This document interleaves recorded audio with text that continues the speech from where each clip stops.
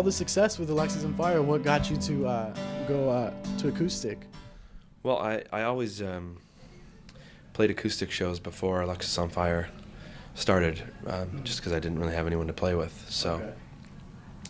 and I made some demos to sell at the shows that I would be playing. And once Alexis started and got popular, kids started kind of like searching around for things, about the members of the band, and sort of found all these songs that I had. That's kind of around when file sharing started getting popular and stuff like that. Definitely.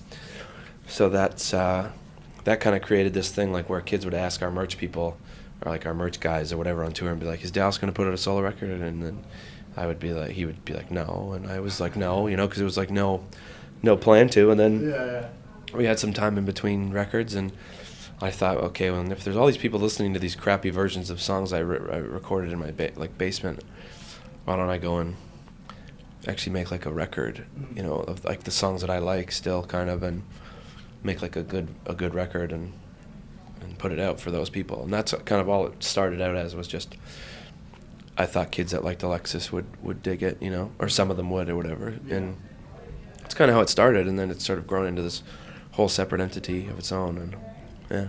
So did you think it was going to actually come out as big as it is now, or did you think it was just going to be I didn't even like I said, I didn't even plan to put a record out. I didn't know. I didn't think anyone was going to like it. I still really don't think anyone's going to like it.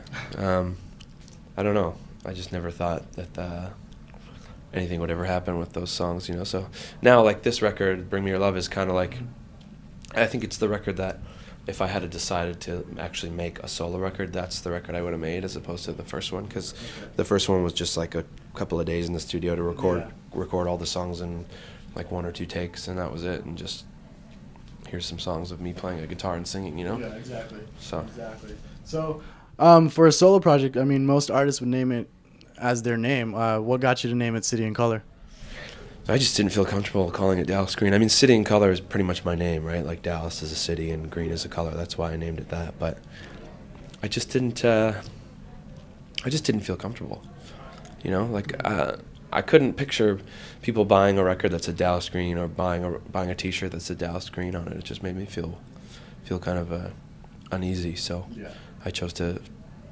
Plus, this way too. Like if I ever want to just bring a band in or other people that I want to write with or whatever, I can just call it City&Colour, and I don't have to worry about calling it like the Dallas Green Band or so it can be whatever I want it to be. So that's why I think it's better that way. Does it open more doors for you as far as tours and shows and such like that? Oh, of course, yeah. I mean, like, Alexis probably would never tour with Tegan and Sarah just based on the difference in the sounds, but it's great. I've been able to do that, and I've been able to do a lot of like really awesome folk festivals in Canada, and I don't know. It's just it's nice that people are kind of into both sides of what I'm doing.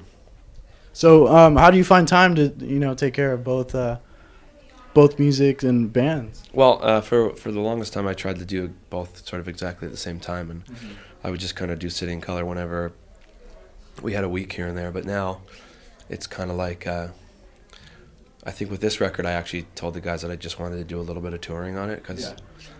Because I was going to go insane pretty much if I tried to do both at the same time again. Yeah.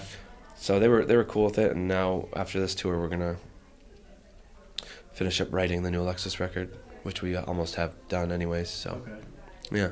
So once you start touring with Alexis, you're going to put this on the back burner, And I'll still do a couple of shows here and there, like when we have some time in between stuff, but not until like I do another record probably will I do a big tour. Yes. A lot of your songs, from what I've heard, it's songs that you've wrote back when you were younger. What's the youngest you've written for City&Colour? A lot of the songs on the first record were written when I was either in high school or on my way out of high school. Like I think probably the oldest song is probably Like Knives. That song, I think I wrote that when I was about 18 years old, 17 maybe. Mm-hmm.